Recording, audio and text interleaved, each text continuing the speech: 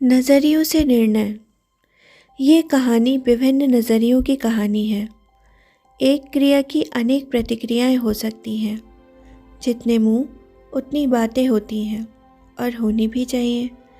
संवाद व चर्चा से नज़रियों से निर्णय की ये कहानी, आइए इसे सुनते हैं। राम प्रसाद शर्मा जी ने रिटायरमेंट के बाद एक कार खरीदने का मन बनाया। वो अपने 2 बेटों, बहुओं, एक पोता पोती और धर्मपत्नी के साथ शहर में रहते थे। उनके घर का नियम था कि रात का खाना सब साथ साथ खाते और दिन भर की क्रियाकलापों का विचार विमर्श होता था। आज रात का खाना शर्मा जी ने थोड़ा जल्दी करवा लिया। उन्हें कुछ ज़रूरी बात करनी थी। सबने पूरे दिन भर के कामों की चर्चा की और अंत में अब बारी शर्मा जी की थी। वो बोले, आप सबसे मुझे ये कहना है कि अब रिटायरमेंट के बाद मैं आप सबकी सहमति के साथ एक कार खरीदना चाहता हूँ। चर्चा शुरू हुई। एक एक करके सबने अपनी अपनी राय रखी। सबसे पहले बड़े बेटे ने अपनी बात रखी। उसने कहा, पिताजी, हमें 8 सीटर कार लेनी चाहिए। हम सब 8 हैं। कहीं जाना हो तो हम सब साथ में जा सकते हैं। शादी ब्याह में व रिश्तेदारों के यहाँ फंक्शन में जाना आसान हो जाएगा। कभी कभी सब साथ में पार्क व मेले में भी जा सकते हैं। सब साथ में एक साथ कहाँ जा पाते हैं। पिताजी, मेरी राय में 8 सीटर कार ही ठीक रहेगी। उसकी पत्नी यानी बड़ी बहू ने अपने पति की बात आगे बढ़ाकर कहा, पिताजी ये सही कह रहे हैं और कहीं भी जाएंगे तो हम सबको सुविधा भी होगी। मिलकर गाड़ी में अंताक्षरी खेलेंगे, खाना खाएंगे, जहाँ मर्जी होगी रुककर थोड़ा आराम भी कर लेंगे। रिश्तेदारी में जाएंगे तो सबको अच्छा भी लगेगा कि देखो सब कैसे मिलजुल कर रहते हैं। आजकल कहाँ ज़्यादा लोग किसी के फंक्शंस में जाते हैं। बस 1-2 ही व्यक्ति परिवार से सम्मिलित होते हैं। शर्मा जी का छोटा बेटा बड़े भैया और भाभी की बातें बड़े धैर्य से सुन रहा था। जब भाभी ने अपनी बात समाप्त की तो वो बोला, पिताजी, क्या करना है गाड़ी खरीदकर? इतना खर्चा क्यों करना? कोई भी अच्छी 8 सीटर 15-16 लाख रुपए से कम की नहीं होगी। इतना पैसा बैंक में एफडी करेंगे तो आराम से महीने का 10-12 हज़ार रुपया आ जाएगा। हमें वैसे भी साथ में कहाँ जाना होता है। साल में एक बार भी मुश्किल से ही सब साथ में जाते हैं। किसी को इतना समय ही कहाँ है आजकल। रिश्तेदार भी नहीं चाहते कि ज़्यादा लोग आएं। ज़माना बदल गया है। अब पुराने जैसे ना लोग हैं ना अपनापन। और चलिए मान भी लेते हैं कि सबको साथ में कहीं जाना होगा, तब टैक्सी कर लेंगे। टैक्सी में ना मेंटेनेंस का चक्कर, ना गाड़ी चलाने की टेंशन।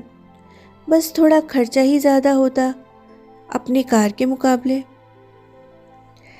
साल में एक आध बार ही तो जाना पड़ेगा। छोटा बेटा आर्थिक मामलों का जानकार था, इसलिए उसने अपना इस प्रकार से नज़रिया रखा। छोटे बेटे की पत्नी यानी छोटी बहू ने अपने पतिदेव की बात खत्म होने पर अपनी राय रखी। वह बोली, पिताजी, हमें 5 सीटर कार लेनी चाहिए। हमारे घर के आगे बड़ी कार नहीं खड़ी हो सकती, जगह कम है। वहाँ 5 सीटर कार ही आ पाएगी। 5 सीटर कार 7-8 लाख रुपए में आ जाती है। पैसे भी बचेंगे और आपका कार लेने का सपना भी पूरा हो जाएगा। कभी आप, मम्मी जी, भैया भाभी के साथ चले जाइएगा तो कभी हमारे साथ। कभी भैया भाभी जा सकेंगे तो कभी हम। सबको कभी साथ में जाना हो तो ओला या ऊबर टैक्सी वाले को बुला लेंगे। ये सेवा मिनटों में उपलब्ध होती है। सालाना गाड़ी का मेंटेनेंस भी कम होगा, खर्च भी कम होगा। छोटी बहू ने एक बीच का फॉर्मूला निकाला जिसको काट पाना मुश्किल हो गया। अब बारी माताजी की थी।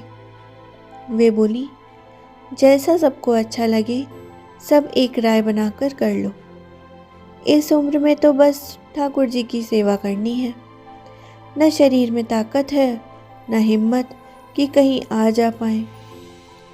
माता जी ने मुस्कुराते हुए अपने पोता पोती की तरफ देखकर उनसे पूछा, अरे मेरे प्यारे बच्चों, आप दोनों ने अपनी राय नहीं दी। आप दोनों क्या चाहते हो? बच्चे इसी मौके का इंतजार कर रहे थे कि दादी उनसे भी पूछें। पोती बोली, दादी मुझे तो लाल रंग की कार चाहिए, सबसे बड़ी वाली, जो किसी के पास भी ना हो। मैं उसमें अपना किचन भी बनाऊंगी और जब हम कहीं जाएंगे तो मैं सबको खाना बना कर खिलाऊंगी। बाहर का खाना खाना बीमार कर सकता है ना, और कोरोना भी है ना। अपनी मम्मी की तरफ देखकर बोली, है ना मम्मी? सब उसकी इन प्यारी बातों पर हंसने लगे और वो भी हंसने लगी। तभी उसके बड़े भाई यानी दादा दादी के पोते ने उससे कहा, बेवकूफ़, ऐसी कोई कार नहीं होती। तू एक काम करना, बड़ी होकर कैरावैन खरीदना, जहाँ मर्जी जाना, जहाँ मर्जी रुकना, सोना और उसी में खाना बनाना। दादाजी ये तो बच्ची है, इसे कुछ नहीं पता। आप मेरी सुनिए, आप वाइट कलर की किया कैरन 7 सीटर लीजिए, हमारी पूरी फैमिली उसमें आ जाएगी। उसमें आगे 2, बीच में 3 और सबसे पीछे 3 लोग बैठ सकते हैं। हमारे बजट में भी आ जाएगी। 12-13 लाख रुपए की आएगी। हमारे घर के वरांडा में भी आसानी से खड़ी हो पाएगी। उसका माइलेज भी अच्छा है। आप पेट्रोल वाली ही लीजिए। ऐसे बच्चे ने कई फीचर्स गिना डाले। सब हैरान थे उसकी इन बातों को सुनकर। उससे दादाजी ने पूछा, बेटा तुम्हें इतनी सारी जानकारी कहाँ से मिली? पोता बोला, दादाजी आजकल यूट्यूब और इंटरनेट पर सारी जानकारी मिल जाती है। हर विषय पर विस्तार से अनेकों जानकारों के विचार उपलब्ध होते हैं। मुझे क्योंकि कारों में इंटरेस्ट है, इसलिए मैं खाली समय में मम्मी के मोबाइल पर लेटेस्ट कारों व टेक्नोलॉजी की जानकारी रखता हूँ। इतने सारे नज़रिए थे शर्मा जी के पास। 1 घंटे चली इस चर्चा का निर्णायक समय आ गया था।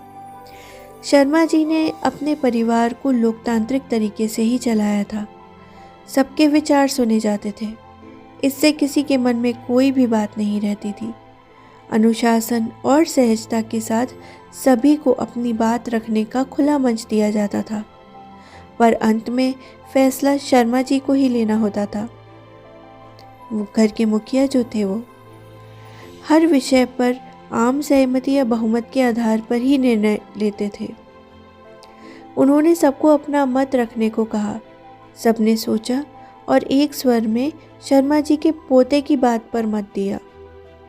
अगले ही दिन चमचमाती नई सफ़ेद रंग की किया कैरेंस शर्मा जी के आंगन की रौनक बन गई।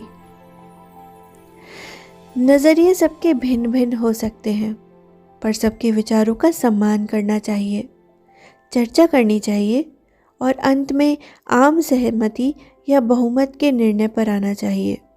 इस तरह से हम जीवन में अनेकों समस्याओं का हल निकाल सकते हैं व व्यवस्थित जीवन जी सकते हैं। धन्यवाद।